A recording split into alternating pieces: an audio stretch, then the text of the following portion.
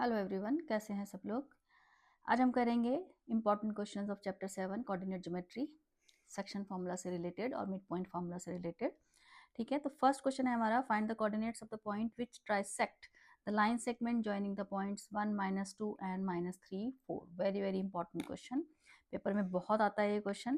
तो ट्राइसेक्ट का मतलब होता है 3 इक्वल पार्ट्स में डिवाइड करना। तो इसका जो सॉल्यूशन होगा हमारा, उसमें हम ये लाइन सेगमेंट बना रहे हैं। ठीक है, ये लाइन सेगमेंट मैंने बनाया है जिसके कोऑर्डिनेट्स हमें दे रखे हैं एंड पॉइंट्स के। ए के कोऑर्डिनेट्स हमें दे रखे हैं 1, -2 और बी के कोऑर्डिनेट्स हमें दे रखे हैं -3, 4। तो इसके ट्राइसेक्शन के पॉइंट्स निकालने हैं। तो मैंने यहाँ पे एक पी पॉइंट मार्क किया है और एक क्यू पॉइंट मार्क किया है। पी और क्यू जो है वो ए बी को ट्राइसेक्ट कर रहे हैं, यानी कि 3 इक्वल पार्ट्स में डिवाइड कर रहे हैं। तो ये जो पार्ट्स हैं हमारे, ये क्या हैं, इक्वल हैं, यानी कि A P is equal to P Q is equal to Q B. ठीक है, तो हम जब इसमें पी के कोऑर्डिनेट्स निकालेंगे, दोबारा से यहाँ पे फिगर बना रही हूँ, पी के कोऑर्डिनेट्स निकालने के लिए हम यहाँ पे 1:2 लेंगे। ठीक है, 1:2, ये पी पॉइंट मैंने मार्क किया क्योंकि ये 3 इक्वल पार्ट्स हैं। तो ए पी 1 पार्ट हो गया, पी क्यू 1 पार्ट हो गया और क्यू बी भी 1 पार्ट हो गया, तो टोटल 3 पार्ट्स हो गए। तो ए पी जो है वो हमारा 1 पार्ट है और पी भी जो है वो 2 पार्ट्स हैं, यानी कि पी के कोऑर्डिनेट्स निकालने के लिए हम क्या लेंगे, 1:2। पी के कोऑर्डिनेट्स हमने एक्स और वाई ले लिए। तो सेक्शन फार्मूला हमारा क्या होता है, x is equal to mx2 plus nx1 upon m plus n, और y की वैल्यू होती है हमारी my2 plus ny1 upon m plus n। ठीक है, तो ये जो रेशो होता है ये हमारा m होता है। 1 को हम यहाँ पे m लिखते हैं, 2 को यहाँ n, और जो a के कोऑर्डिनेट्स होते हैं वो x1 y1 होते हैं और b के कोऑर्डिनेट्स x2 y2। ठीक है, और p के तो हमें फाइंड करना है, तो फॉर्मूले में हम वैल्यू डाल देते हैं। तो x is equal to mx2 यानी कि 1 इंटू -3 प्लस nx1 यानी कि 2 into 1 upon m plus n, यानी कि 1 प्लस 2। ठीक है, यानी कि जो 2 है वो हमारा n है और 1 जो है वो हमारा क्या है, m है। तो जब हम इसको सिंप्लीफाई करेंगे तो हमारा आंसर आएगा -3 प्लस 2 अपॉन 3, यानी कि x की वैल्यू आ गई -1 अपॉन 3। ये हमारी x की वैल्यू आ गई। ऐसे हम y की वैल्यू निकाल लेते हैं, my2 यानी कि 1 into 4 plus 2 into -2 upon 1 plus 2। तो ये आ गया हमारा 4 अपॉन 3, यानी कि 0/3, और 0/3 का मतलब है 0। तो y की वैल्यू आ गई हमारी 0 और x की वैल्यू आ गई -1/3। ठीक है, तो ट्राइसेक्ट में हम p के कोऑर्डिनेट्स निकालने के लिए 1:2 लेंगे। ठीक है, कैलकुलेशन एक बार तुम लोग चेक कर लेना।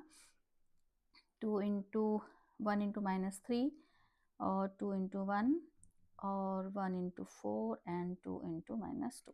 ठीक है, तो ये हो गए पी के कोऑर्डिनेट्स। अब हमने क्यू के कोऑर्डिनेट्स निकालने हैं। तो क्यू के कोऑर्डिनेट्स निकालने के लिए हम यहाँ पे जो रेशो लेंगे वो लेंगे 2:1।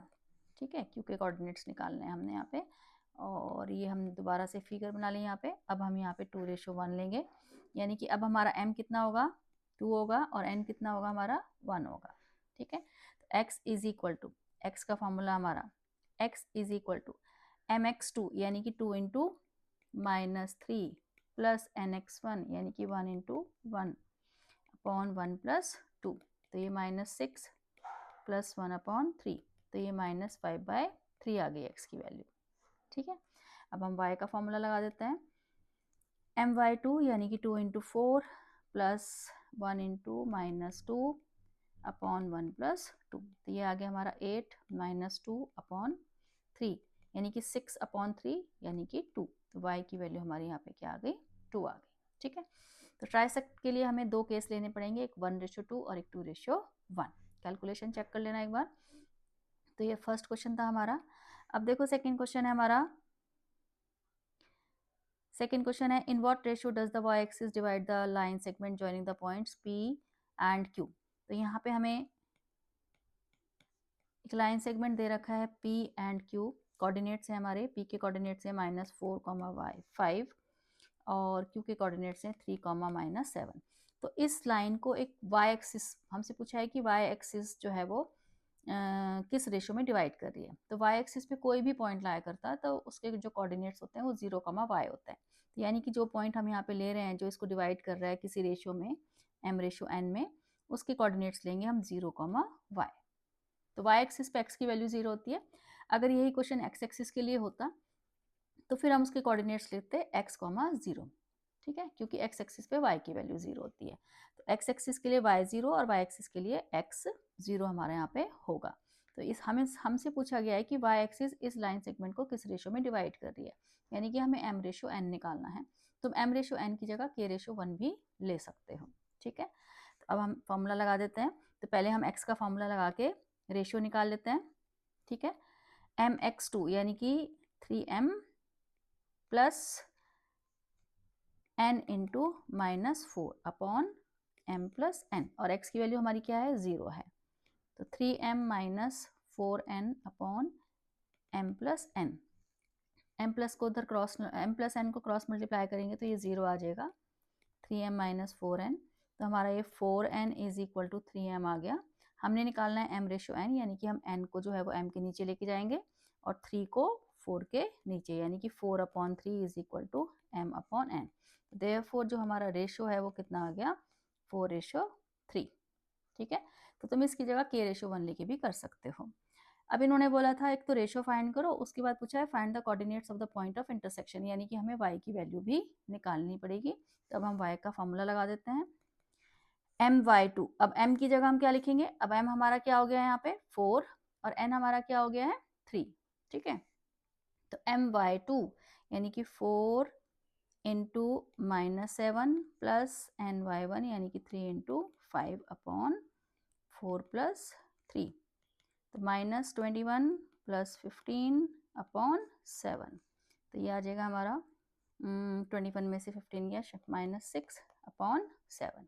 तो यानी कि जो पॉइंट है हमारा y एक्सिस पे, उसके कोऑर्डिनेट्स क्या हो जाएंगे, 0, -6/7, ठीक है। तो पहले हमने x का फॉर्मूला लगा के रेशियो निकाल लिया, और उसके बाद फिर जब हमारा रेशियो आ गया 4:3, और उसके बाद हमने y का फॉर्मूला लगा के y की वैल्यू निकाल ली, ठीक है। तो कैलकुलेशन में बार बार बोलती हूँ कि एक बार चेक कर लेना चाहिए। तो वो x हमारे यहाँ पे 0 दे रखा है, 3m माइनस 4n, ठीक है। तो m अपॉन n हमारा आ गया 4:3। तो ये था हमारा क्वेश्चन नंबर 2। अब है हमारा question number 3, if a b c and d are the vertices of a parallelogram, find the values of a and b। बहुत इंपॉर्टेंट क्वेश्चन है, वैसे सारे क्वेश्चन बहुत इंपॉर्टेंट है। इसमें इन्होंने बोला है कि ए बी सी डी जो है वो एक पैरेललोग्राम के वर्टिसेस हैं। तो हमें ए बी, जो यहाँ पे ए और बी दिए हैं, उनकी वैल्यूज फाइंड करनी है। तो देखो ए के कोऑर्डिनेट्स हमें दे रखे हैं यहाँ पे -2, 1, बी के दे रखे हैं a, 0, और सी के कोऑर्डिनेट्स दे रखे हैं हमें 4, b, और डी के कोऑर्डिनेट्स हैं 1, 2। तो जब भी हमें किसी पैरेललोग्राम के वर्टिसेस फाइंड करने हैं तो हमेशा मिड पॉइंट फार्मूला यूज़ करना है तुमने, उसमें डिस्टेंस फार्मूला यूज़ नहीं करना है। डिस्टेंस फार्मूला से बहुत बड़ी कैलकुलेशन हो जाती है। तो यहाँ पे हम लिखेंगे in a parallelogram diagonals bisect each other, ठीक है। जो पैरेललोग्राम के डायगोनल्स होते हैं वो क्या करते हैं, बाइसेक्ट करते हैं। तो therefore mid point of AC is equal to mid point of BD। दोनों जो डायगोनल्स हैं उनके मिड पॉइंट्स क्या होंगे, इक्वल होंगे, ठीक है। तो हम मिड पॉइंट फॉर्मूला यहाँ पे यूज़ करेंगे, क्योंकि बाइसेक्ट करते हैं तो ये जो पॉइंट होगा, जो इंटरसेक्शन पॉइंट होगा, इसके कोऑर्डिनेट्स सेम होंगे, ठीक है। तो मिड पॉइंट फॉर्मूला हमारा क्या होता है, x1 प्लस x2 अपॉन 2, ये x की वैल्यू निकालने के लिए होता है, और y की वैल्यू निकालने के लिए होता है y1 प्लस y2 अपॉन 2, ये हमारा मिड पॉइंट फॉर्मूला होता है। तो देयरफॉर अब हम मिड पॉइंट निकालेंगे, मिड पॉइंट ऑफ AC निकालेंगे हम, AC डायगोनल का मिड पॉइंट। तो AC, तो x1 हमारा क्या हो जाएगा, ये A के जो कोऑर्डिनेट्स हैं वो x1 y1 हो जाएंगे, और C के कोऑर्डिनेट्स हो जाएंगे हमारे x2 y2, ठीक है। तो यानी कि हमारा -2 प्लस 4 अपॉन 2, ठीक है, कॉमा -1 प्लस b अपॉन 2। ये मैंने AC के मिड पॉइंट्स निकालनी है। इसको थोड़ा सा सॉल्व कर लेते हैं। तो ये 4 में से 2 गया 2, 2 अपॉन 2 यानी कि 1 आ जाएगा, और ये तो सॉल्व नहीं होगा, ये ऐसे ही लिखेंगे हम इसको। तो ए सी का मिड पॉइंट निकाल लिया है। अब हम मिड पॉइंट निकालेंगे बी डी का, mid point of B D. ठीक है, तो अब बी डी के मिड पॉइंट के लिए अब हमारे बी के कोऑर्डिनेट्स x1 y1 हो जाएंगे और डी के x2 y2। तो ए डी के कोऑर्डिनेट्स क्या है 1, a प्लस 1/2 और 0 प्लस 2/2। ठीक है, इसको सिंप्लीफाई कर लेते हैं। तो ये फर्स्ट तो हमारा सिंप्लीफाई नहीं होगा, a प्लस 1/2 कॉमा और ये 2/2 यानी कि 1 आ जाएगा। ठीक है, तो हमने यहाँ पे बताया था कि mid point of A C is equal to mid point of B D, क्योंकि डायगोनल्स जो है पैरेललोग्राम के क्या करते हैं, बाइसेक्ट करते हैं। तो यानी कि जो x का कोऑर्डिनेट होगा वो x के साथ इक्वेट करेंगे। देयरफॉर x का कोऑर्डिनेट हमारा क्या है, ए सी के लिए 1 है यहाँ पे, और नीचे क्या है हमारा a प्लस 1/2। तो therefore 1 is equal to a plus 1/2। ठीक है, और y का कोऑर्डिनेट हमारा यहाँ क्या है, b माइनस 1/2, और यहाँ पे क्या है हमारा नीचे 1। तो b minus 1/2 is equal to 1।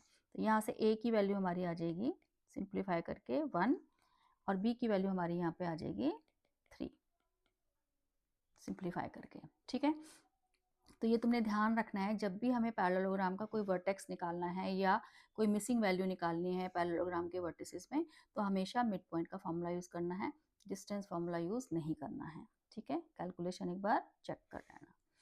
अब है हमारा question, if A B and C are the vertices of triangle A B C, find the length of the median through A and the coordinates of centroid. ठीक है, तो यहाँ पे हमें question number 4 में दे रखा है, ये ट्राइंगल दे रखा है हमें, ट्राइंगल ए बी सी। ए के वर्टेक्स दे रखे हैं हमें 5, -1, बी के दे रखे हैं -3, -2, और सी के दे रखे हैं -1 और 8। तो एक तो इन्होंने हमसे पूछा है कि find the length of the median through ए, यानी कि ए से जो हम मीडियन बना रहे हैं उसकी लेंथ फाइंड करनी है हमने। तो मीडियन क्या करता है, बेस को बाइसेक्ट करता है, तो इसका मतलब D is the mid point of B C. ठीक है, तो ए डी जो है वो हमारा क्या है, मीडियन है, तो therefore D is the midpoint of BC। ठीक है, तो पहले हम मिड पॉइंट का फॉर्मूला लगा के D के कोऑर्डिनेट्स निकाल लेते हैं। तो therefore D के कोऑर्डिनेट्स क्या आएंगे हमारे, therefore D के कोऑर्डिनेट्स क्या आएंगे हमारे,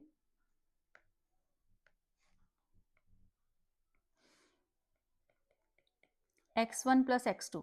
ठीक है, तो यानी कि -3 -1, -3 -1/2 कॉमा y1 प्लस y2 यानी कि -2 प्लस 8/2।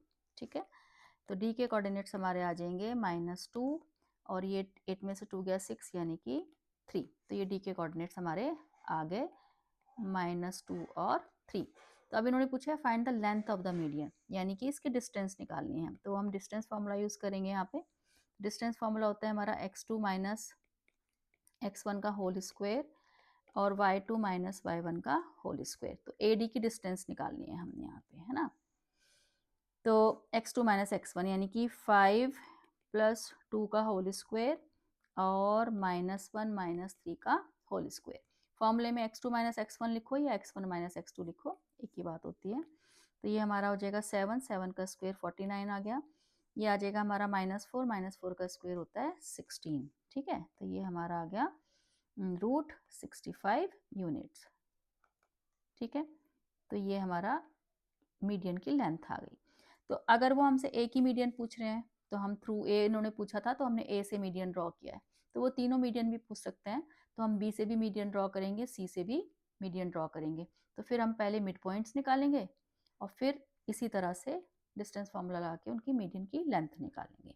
ठीक है, तो इन्होंने बोला था कि जो हम ए से मीडियन ड्रॉ कर रहे हैं उसकी लेंथ फाइंड करो, तो इसलिए हमने पहले बी सी का मिड पॉइंट फाइंड किया, क्योंकि मीडियन जो है वो बेस को क्या करता है, बाइसेक्ट, और फिर हमने डिस्टेंस फार्मूला से उसकी लेंथ निकाल ली। उसके बाद उन्होंने पूछा है कोऑर्डिनेट्स ऑफ सेंट्रॉइड। ठीक है, तो सेंट्रॉइड क्या होता है हमारा, सेंट्रॉइड जहाँ पे तीनों मीडियंस इंटरसेक्ट करते हैं, यानी कि अगर मैं 2 मीडियन और बना लूँ यहाँ पे, तो ये जो पॉइंट होगा हमारा, इसको हम बोलते हैं सेंट्रॉइड, जिसको हम जी से डिनोट करते हैं। ठीक है, और जो सेंट्रॉइड होता है वो अपने मीडियन को 2:1 में डिवाइड करता है, ये प्रॉपर्टी होती है। तो यानी कि जो हमारा ए है और जो हमारा डी है, तो ये G पॉइंट आ गया सेंट्रॉइड, ये 2:1 में डिवाइड करता है। A के कोऑर्डिनेट्स हमारे क्या हैं 5, -1 और D के कोऑर्डिनेट्स निकले हैं हमारे -2, 3। ठीक है, तो जो सेंट्रॉइड है, सेंट्रॉइड divides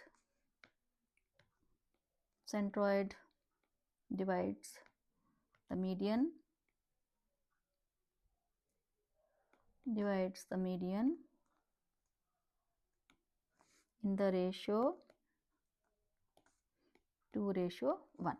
ठीक है, सेंट्रॉइड जो है वो अपने मीडियन को 2:1 में डिवाइड करता है, इसलिए हमने 2:1 ले लिया। तो अब हम सेक्शन फार्मूला लगा के जी के कोऑर्डिनेट्स निकाल लेंगे। तो x की वैल्यू आएगी हमारी mx2। ठीक है, 2 हमारे यहाँ पे क्या हो गया m और ये हो गया हमारा n और a के कोऑर्डिनेट्स हो गए हमारे x1 और ये y1 और इसके हो गए हमारे x2 और y2।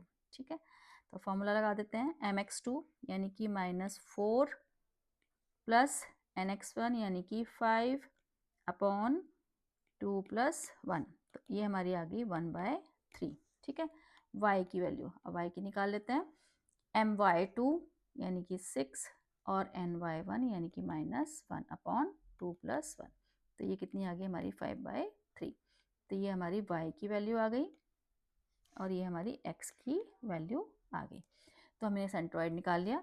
वैसे सेंट्रॉइड निकालने का हमारा फॉर्मूला जिसे हम MCQs में यूज़ कर सकते हैं, सेंट्रॉइड निकालने का फॉर्मूला होता है हमारा x1 + x2 + x3 अपॉन 3 और y = होता है y1 + y2 + y3 अपॉन 3। तो हम इस फॉर्मूले से भी सेंट्रॉइड निकाल सकते हैं, बट ये 1 मार्क के लिए ही यूज़ होता है फॉर्मूला। ठीक है, अगर ये तुम्हारा 3 या 4 मार्क्स का आएगा फिर तुम इस तरह से निकालोगे तो ज़्यादा ठीक रहेगा, जैसे मैंने निकाला है यहाँ पे। तो 1 मार्क के लिए फॉर्मूला तुम यूज़ कर सकते हो। तो x1 y1 हमारे क्या होते हैं यहाँ पे a, b और c के कोऑर्डिनेट्स होते हैं। देखो अगर हम इस फॉर्मूले से भी निकालेंगे तो भी हमारा यही आंसर आएगा 5 - 3 2 1/3। ठीक है, तो ये फॉर्मूला MCQs के लिए तुम यूज़ कर सकते हो सेंट्रॉइड निकालने के लिए। अगला क्वेश्चन है हमारा क्वेश्चन नंबर 5। इसमें है point P divides the line segment joining the point A and B such that AP ratio AB 1:3। if P lies on the line this, find the value of K। ठीक है, तो इसमें हमें दे रखा है यहाँ पे एक लाइन सेगमेंट दे रखा है A B। A के कोऑर्डिनेट्स है हमारे यहाँ पे 2, 1 और B के कोऑर्डिनेट्स है 5, -8। ठीक है, और एक P पॉइंट है हमारा जो रेशो दे रखा है इन्होंने P पॉइंट, इसमें इन्होंने दे रखा है AP रेशो AB 1:3, लेकिन हमें क्या चाहिए होता है AP रेशो PB, ये चाहिए होता है सेक्शन फॉर्मूला लगाने के लिए। हमें AP का रेशो PB के साथ चाहिए होता है, तो हमें यहाँ पे AP रेशो PB पहले निकालना पड़ेगा। तो इसके लिए हमें जो दे रखा है इसको क्रॉस मल्टीप्लाई कर देते हैं। 3AP = AB, तो 3AP = AB को स्प्लिट कर देते हैं हम AP + PB में। ठीक है, तो 3AP - AP = PB, तो ये कितना आ गया 2AP आ गया हमारा। अब यहाँ से हमारा जो है वो AP रेशो PB जो है वो कितना आ गया 1:2। तो हमें ये रेशो यूज़ करना है सेक्शन फॉर्मूला के लिए। तो 1:3 यूज़ नहीं करना है, कुछ बच्चे 1:3 से इसको सॉल्व कर देते हैं तो वो गलत हो जाता है, क्योंकि सेक्शन फॉर्मूला में हमें AP रेशो PB चाहिए होता है। ठीक है, अब उसके बाद इन्होंने बोला है कि जो P पॉइंट है, जो हमारे P के कोऑर्डिनेट्स हो गए XY, जो P पॉइंट है वो किसी लाइन पे लाई कर रहा है, जिस लाइन की इक्वेशन इन्होंने ये दे रखी है। ठीक है, तो हम क्या करेंगे सेक्शन फॉर्मूला लगा के पहले P के कोऑर्डिनेट्स निकाल लेते हैं। x = mx2 यानी कि 5 और प्लस nx1 यानी कि 4 अपॉन 1 + 2, तो ये आ जाएगा हमारा 5 + 4 9 डिवाइडेड बाय 3, तो x की वैल्यू आ गई हमारी 3। अब हम y निकाल लेते हैं। my2 यानी कि -8 प्लस ny1 यानी कि 2 अपॉन 1 + 2, तो y की वैल्यू यहाँ से हमारी कितनी आ जाएगी -2। तो हमने सेक्शन फॉर्मूला लगा के x और y की वैल्यू निकाल ली, और फिर हर पॉइंट जो है वो अपनी इक्वेशन जो दी होती है लाइन की इक्वेशन उसको सेटिस्फाई करता है। तो x और y की वैल्यू हम अपनी इक्वेशन में डाल देते हैं। 2x - y + k = 0, ये इक्वेशन दे रखी है। तो यहाँ x की जगह हमने डाल दिया 3 और y की जगह हमने डाल दिया -2 plus k is equal to 0। तो 6 plus 2 plus k is equal to 0। तो यहाँ से k की वैल्यू हमारी 8 आ गई। ठीक है, तो पहले हमने रेशो निकाला AP रेशो PB, ये ध्यान रखना है तुम लोगों ने। AP रेशो AB नहीं चाहिए होता है हमें, AP रेशो PB चाहिए होता है। फिर हमने रेशो निकाला, रेशो के बाद सेक्शन फॉर्मूला लगाया हमने। अब मैं यहाँ पे फॉर्मूला बार बार नहीं लिख रही हूँ, मैंने ऊपर फर्स्ट क्वेश्चन में एक बार लिख दिया है। ठीक है, तो फॉर्मूला लगा के x और y की वैल्यू निकाली और फिर इसको उस इक्वेशन में डाल दिया। अब है हमारा question number 6। If the coordinates of the midpoints of the sides of a triangle are this, very very important question। अगर ये पेपर में तुम्हें आएगा तो 5 मार्क्स का आएगा। तो इसमें हमें दे रखा है एक ट्राइंगल और ट्राइंगल के मिड पॉइंट्स के कोऑर्डिनेट्स दे रखे हैं हमें। ये ट्राइंगल मैंने बनाया यहाँ पे ABC, इसके जो मिड पॉइंट्स हैं, मिड पॉइंट्स के कोऑर्डिनेट्स हमें दे रखे हैं DEF। तो D के कोऑर्डिनेट्स इन्होंने दिए हैं 1,2, E के कोऑर्डिनेट्स इन्होंने दिए हैं यहाँ पे 0, -1 और F के कोऑर्डिनेट्स दिए हैं 2, -1। तो हमसे बोला है कि A, B और C के कोऑर्डिनेट्स फाइंड करो। ठीक है, यानी कि वर्टिसेस फाइंड करने हैं। तो A के कोऑर्डिनेट्स ले लेते हैं हम x1, y1, B के ले लेते हैं हम x2, y2 और C के ले लेते हैं हम x3, y3। ठीक है, x3, y3 हमने कोऑर्डिनेट्स ले लिए हैं। तो अब मिड पॉइंट्स हमें यहाँ पे दे रखे हैं, तो इसका मतलब मिड पॉइंट फार्मूला यूज होगा यहाँ पे। थोड़ा सा बड़ा है लेकिन कैलकुलेशन आसान है, इतनी मुश्किल नहीं है। तो पहले हम mid point of A B के लिए लगा लेते हैं यहाँ पे mid point of A B. ठीक है, तो mid point of A B हमारा क्या होगा?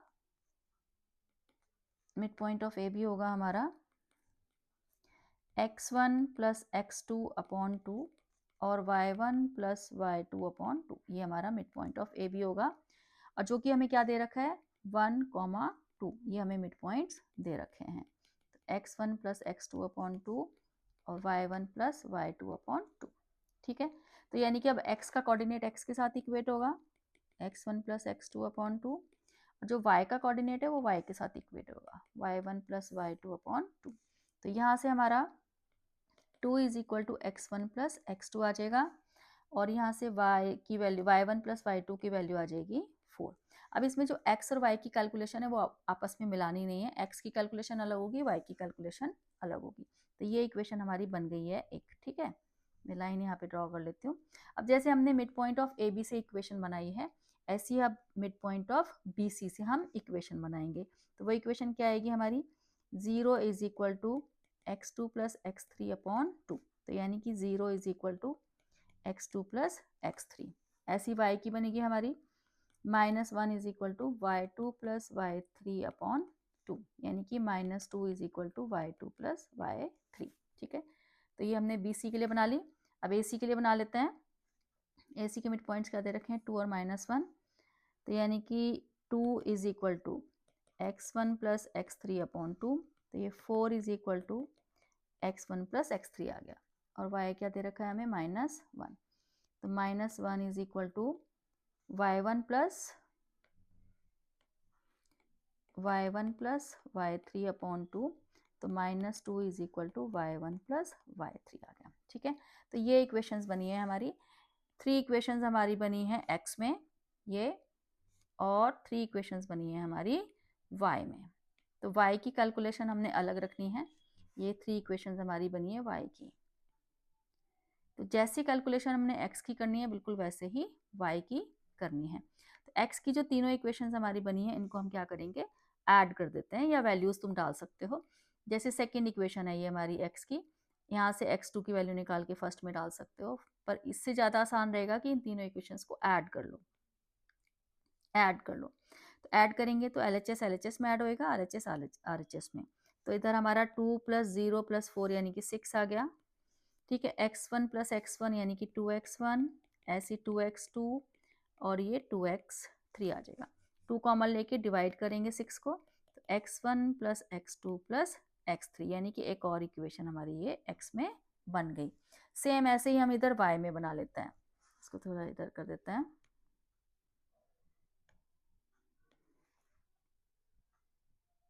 y की जब तीनों इक्वेशंस को हम ऐड करेंगे, y की तीनों इक्वेशंस को जब हम ऐड करेंगे तो 4 - 2 यानी कि 2 हो गया, यानी कि 0 आ गया हमारा। 0 is equal to 2y1 + 2y2 + 2y3।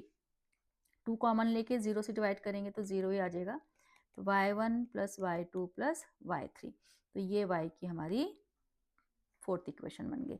यानी कि अगर देखा जाए तो टोटल 8 इक्वेशंस यहाँ पे बनी है, 4 x में बनी है और 4 यहाँ पे y में बनी है। तो अब देखो वैल्यूज हम पुट कर सकते हैं यहाँ पे। तो जैसे देखो x1 + x2 की वैल्यू है यहाँ पे फर्स्ट इक्वेशन में, x1 + x2 की वैल्यू 2 है, तो यहाँ पे हम x1 + x2 की जगह क्या डाल देंगे, 2 डाल देंगे। ठीक है, तो यहाँ पे 2 डाल देते हैं अब हम। तो ये 3 इज इक्वल टू 2 + x3, तो x3 की वैल्यू कितनी आ गई, 1। x3 की वैल्यू 1 आ गई। ठीक है, अब x3 की वैल्यू हम कहाँ डाल देते हैं, x3 की वैल्यू डाल देते हैं हम यहाँ पे सेकेंड इक्वेशन में, ये जो मैं येलो कलर से मार्क कर रही हूँ। यहाँ पे जब हम x3 की वैल्यू डालेंगे तो क्या आएगा हमारा, 0 is equal to x2 + 1। x3 की जगह 1 डाल दिया तो x2 की वैल्यू आ गई यहाँ से हमारी -1। ठीक है, अब x2 की वैल्यू किसी भी इक्वेशन में डाल दो, इसमें ये जिसको मैंने येलो से मार्क किया इसी में डाल दो x2 की वैल्यू। नहीं, हमें अब निकालना है x1। ठीक है, तो फर्स्ट इक्वेशन में डाल देते हैं हम, ये ब्लू कलर से जो मैंने मार्क करी है यहाँ पे हम x2 की जगह -1 डाल देते हैं। तो ये आ जाएगा हमारा 2 इज इक्वल टू x1 - 1। ठीक है, x1 - 1, तो x1 की वैल्यू यहाँ से आ जाएगी हमारी 3। तो ये हमारे देखो तीनों निकल गए, x1 x2 x3। तो ऐसे हम y के लिए कैलकुलेशन कर लेते हैं सेम। ठीक है, अब y में जो हमारा ऊपर आई सबसे ऊपर y1 + y2 की जगह यहाँ पे 4 डाल दो, तो 0 is equal to y1 + y2 की जगह 4 डालेंगे तो y3 की वैल्यू कितनी आ जाएगी यहाँ से, -4। ये y3 की वैल्यू आ गई। अब y3 की वैल्यू इसमें डाल दो सेकेंड इक्वेशन में, तो y2 आ जाएगा हमारा, -2 is equal to y2, y3 की डाल देते हैं हम यहाँ पे -4, तो यहाँ से 2 आ जाएगी हमारी y2 की वैल्यू। ठीक है, अब y2 की वैल्यू किसी में भी डाल दो, y3 की वैल्यू निकालने के लिए, तो सेकेंड में भी डाल सकते हो, नीचे डाल दो y3 की वैल्यू यहाँ पे डाल दो, मतलब किसी में भी डाल सकते हो जिसमें तुम्हें ईजी लगे। इसमें डाल देते हैं हम नीचे वाली में y3 की जगह -2 इज इक्वल टू, हमारा y1 नहीं निकला है ना अभी, y3 की जगह हम डाल देते हैं -4। तो y1 की वैल्यू हमारी यहाँ से आ जाएगी 2,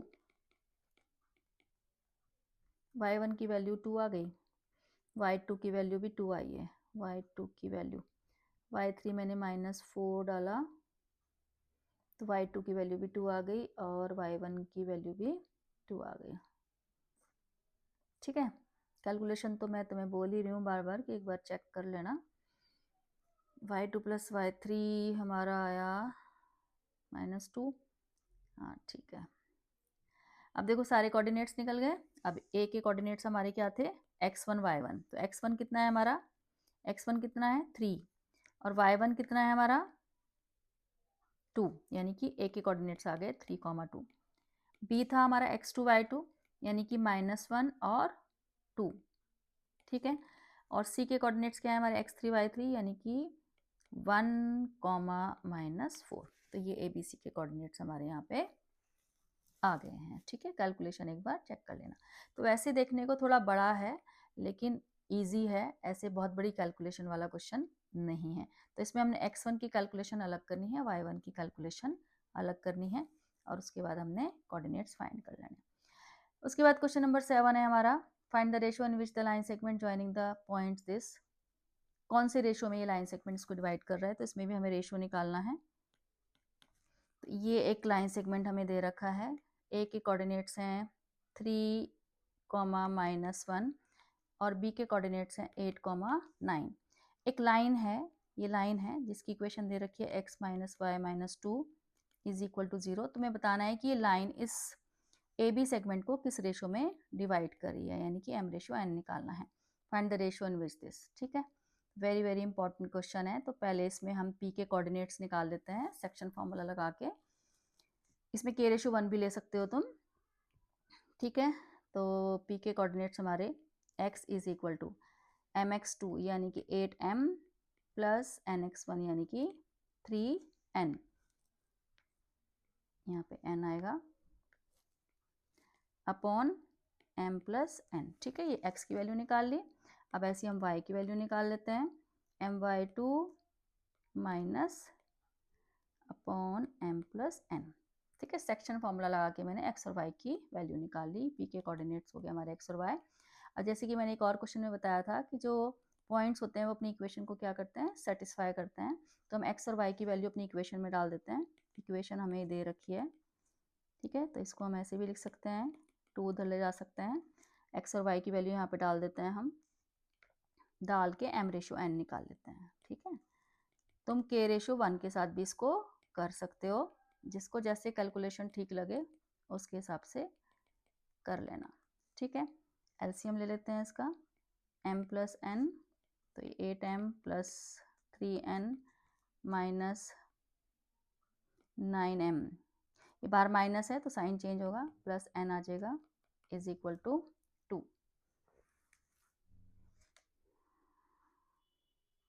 ठीक है, अब ये आ गया हमारा 8m में से 9m गया तो माइनस m आ गया, 3n प्लस n, ये 4n आ गया, 2 से उधर क्रॉस मल्टीप्लाई करेंगे तो 2m प्लस 2n आ जाएगा, और ये आ जाएगा हमारा 2n is equal to 3m। ठीक है, और ये 2/3 is equal to m upon n आ जाएगा, यानी कि हमारा जो रेशो आ जाएगा वो आ जाएगा 2/3।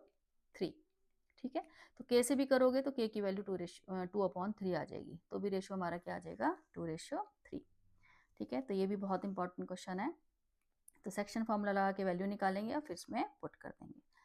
अब इसमें इन्होंने बोला है find the ratio, next question में, इन विच p divides the line segment joining the point this and this. एक यहाँ पे एक लाइन सेगमेंट दे रखा है, a और b, a के कोऑर्डिनेट्स दे रखे हैं हमें 2,3 और b के कोऑर्डिनेट्स दे रखे हैं 6,-3, और एक ये पॉइंट आ गया हमारा p जिसके कोऑर्डिनेट्स हैं 4,m।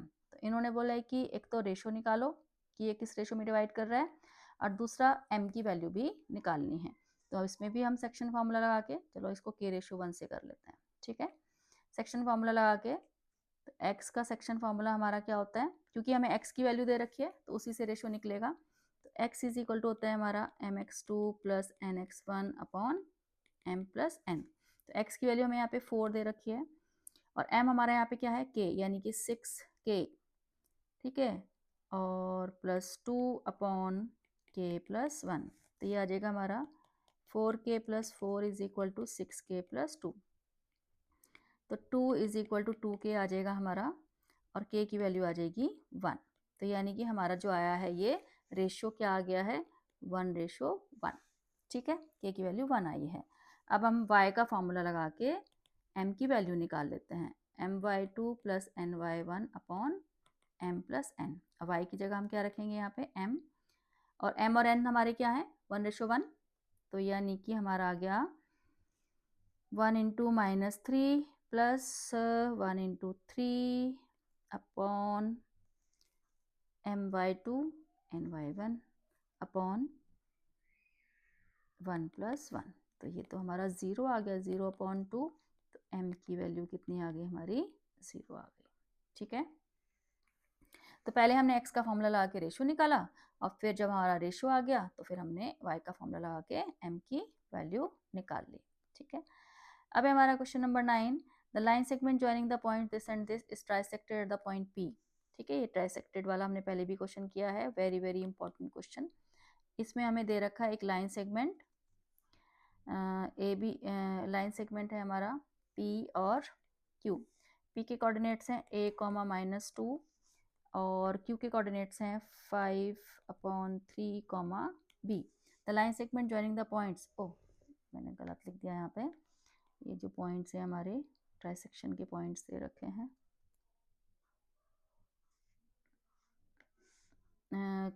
ये दे रखा है हमें 3, -4, और ये हमें दिया है 1, 2। इसको P और Q जो है वो क्या कर रहे हैं, ट्राइसेक्ट कर रहे हैं। तो P के कोऑर्डिनेट्स आएंगे हमारे यहाँ पे a, -2, और Q के कोऑर्डिनेट्स आएंगे 5/3, B। तो जैसे कि बताया था ट्राइसेक्शन के लिए P के कोऑर्डिनेट्स के लिए हम यहाँ पे 1/2 लेंगे। ठीक है, और Q के कोऑर्डिनेट्स के लिए 2:1 लेंगे। तो सेक्शन फॉर्मूला लगा देते हैं हम P के लिए। P के लिए हमारा यहाँ पे ये आ जाएगा x इज इक्वल टू, ठीक है, mx2 यानी कि 1 इंटू 1 प्लस nx1 यानी कि 2 इंटू 3 अपॉन 1 प्लस 2, और x की जगह हम यहाँ पे क्या रखेंगे, a रखेंगे, ठीक है, क्योंकि ये x की वैल्यू हमारी यहाँ पे क्या है, a है। तो ये आ गया 1 प्लस 6 अपॉन 3 यानी कि a की वैल्यू आ गई हमारी 7/3, ठीक है। तो अब इसके लिए हमें y का फॉर्मूला लगाने की जरूरत नहीं है, क्योंकि y की वैल्यू तो यहाँ पे ऑलरेडी दे रखी है, हमसे उन्होंने सिर्फ a और b की वैल्यू पूछी है, ठीक है। तो यानी कि p में हमने a की वैल्यू निकालने के लिए 1:2 लगाया है। अब q के लिए, अब हमने q के लिए निकालना है तो क्या लगाएंगे हम, 2:1, इस बार हम लगाएंगे 2:1, ठीक है। और इसमें हम x का फॉर्मूला नहीं लगाएंगे, y का फॉर्मूला लगाएंगे, क्योंकि b जो है वो y की जगह पे है। तो y is equal to my2 यानी कि 2 इंटू 2 प्लस ny1 यानी कि 1 इंटू -4 अपॉन 2 प्लस 1। तो ये 4 -4 अपॉन 3 यानी कि 0 आ गया हमारा y की वैल्यू। y की जगह हम क्या रखेंगे, b रखेंगे, b की वैल्यू हमारी क्या आई है, 0 आई है। तो ये तुमने देखना है कि किसका फॉर्मूला हमने लगाना है, किसकी वैल्यू हमें दे रखी है। तो p के लिए हमने रेशो लिया 1:2, ठीक है, 1:2 लिया, और q के लिए लिया हमने 2:1, और हमने q में लगाई y का फॉर्मूला और p में लगाया हमने एक सिर्फ x का फॉर्मूला, क्योंकि x की जगह a था हमारा, उधर y की जगह b था। तो ये था क्वेश्चन नंबर 9। अब है हमारा question number 10। The coordinates of one and point of diameter, ये हमें सर्कल दिया है, सर्कल के डायमीटर के एक एंड का पॉइंट हमें दे रखा है, उसके कोऑर्डिनेट्स हमें दे रखे हैं 4, -1, और सेंटर के कोऑर्डिनेट्स हमें दे रखे हैं 1, -3। तो हमसे बोला है कि अदर एंड के कोऑर्डिनेट्स फाइंड करो, यानी कि हमें बी के कोऑर्डिनेट्स फाइंड करने हैं। तो बी के कोऑर्डिनेट्स हम एक्स और वाई ले लेते हैं, ठीक है। तो सेंटर जो है वो डायमीटर का मिड पॉइंट होता है ना, तो इसलिए यहाँ पे क्या लगेगा, मिड पॉइंट फॉर्मूला। तो ओ जो है हमारा क्या है, mid point of A B, ठीक है। तो therefore x is equal to x1 plus x2 upon 2, y is equal to y1 plus y2 upon 2। तो x हमें कितना दे रखा है यहाँ पे 1, ये हमारे x और y हो गए, ठीक है। चलो इसको हम a और b ले लेते हैं, a और b ले लेते हैं इसको, ठीक है। और ये a के कोऑर्डिनेट्स हो गए हमारे x1 y1, और ये हो गया हमारे x2 y2। तो x की जगह रखेंगे हम 1, x1 हमारा कितना है 4, x2 कितना है हमारा a अपॉन 2। तो यानी कि 2 is equal to 4 plus a, और ये -2 आ गई हमारी a की वैल्यू, ठीक है। ऐसे यहाँ y की जगह रखेंगे हम -3, y1 कितना है हमारा -1 प्लस b अपॉन 2। तो ये -6 is equal to -1 plus b, यानी कि -5 आ गई हमारी यहाँ से b की वैल्यू, ठीक है। तो ये क्वेश्चन नंबर 10 था हमारा। ये कुछ इंपॉर्टेंट क्वेश्चन थे सेक्शन फार्मूला और मिड पॉइंट से रिलेटेड, तो इनकी अच्छे से प्रैक्टिस करना, इन्हीं से रिलेटेड मोस्टली क्वेश्चन पेपर में आते हैं, ठीक है। अब हम मिलेंगे बाकी क्वेश्चंस के साथ नेक्स्ट वीडियो में। ऑल द बेस्ट एग्जाम्स के लिए।